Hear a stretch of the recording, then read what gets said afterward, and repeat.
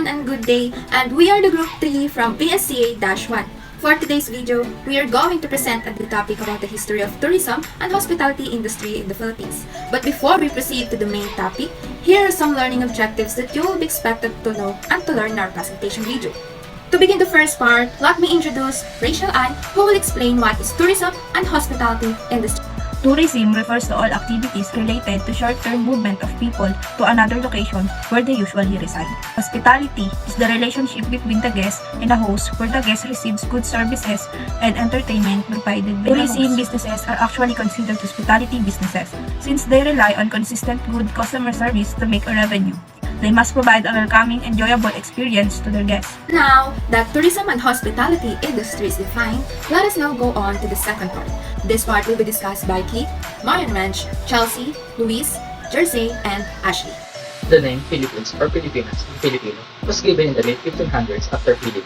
Later, King Philip II of Spain, also known as Philip the Prudent, ruled one of the world's largest empires. The Philippines are named after him. Philippines is divided into three main island regions. There are Luzon, Visayas, and Mindanao.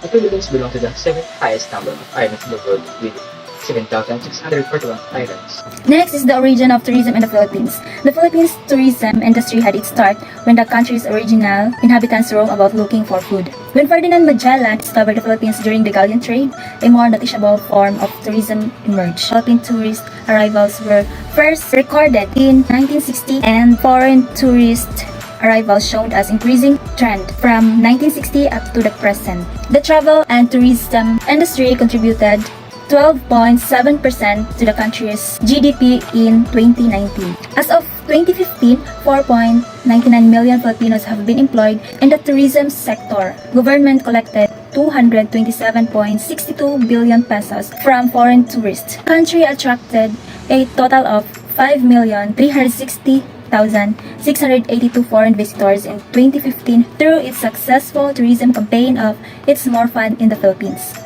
In 2018, foreign arrivals peaked at 8,168,467. In 1950s, Filipinos recognized the likelihood of tourist assiduity as a crucial component of the rise of Philippine frugality. Tourist arrivals gradually grew as the country began to recover from the effects of World War II. In order to encourage tourism, the Philippine Tourist and Travel Association was established. This resulted in the development of a tourist culture among the people, with recognition of tourism as an effective and efficient tool for the country's social and economic success. Next, what's hospitality in the Philippines? Filipino hospitality goes beyond the friendly treatment of guests or a warm welcome into their home. Every visitor is welcome as if they are a family, making them feel at home whenever they go in the Philippines, and expecting some snacks and beverages to be served. About the origin of hospitality industry in the Philippines. According to Teodoro A. Agoncillo, he mentioned in his book History of Filipino People that hospitality and most Filipino traits are acquired from the Malayan traditions. But who is Teodoro A. Agoncillo, or Teodoro Adel Agoncillo? Was prominent 20th century well-recognized Filipino historian that born on November 9, 1912 and died on January 14, 1985 at the age of 73. According to his book, the Malayas led by the sovereignty of Datu were known as the first migrate and inhabit the southern region of the country. Long before Ferdinand Magellan discovered the Philippines, is in the small communities called barangay where most of the core traits of the Filipino had developed. The first hotel established was in 1850s, built here in the Philippines. Name is Hotel del Oriente in Binondo, Manila. The hotel was two-story building with an 83 rooms fronting the Plaza de Carlos III. It was the first-class hotel, which is beside the famous landmark, the Insular Cigarette and Cigar Factory. But during Japanese time, the Hotel Oriente and La Insular are both burned down. The former site now was occupied Metro Bank, and all the surviving hotel in the country is the Manila Hotel, which is built in 1917. The Hotel and Restaurant Association of the Philippines was founded on September 12, 1951.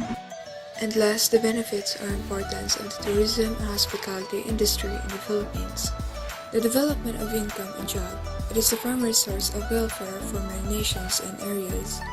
Availability of funding for building the required infrastructure and its capacity to meet visitor demands. Boost the local economy and hasten community development. Local and international tourism are both important in creating job opportunities and producing income for tourist sites. strong foreign exchange, improvements in income and GDP growth, employment options, development of local products, and compatibility with other economic activities.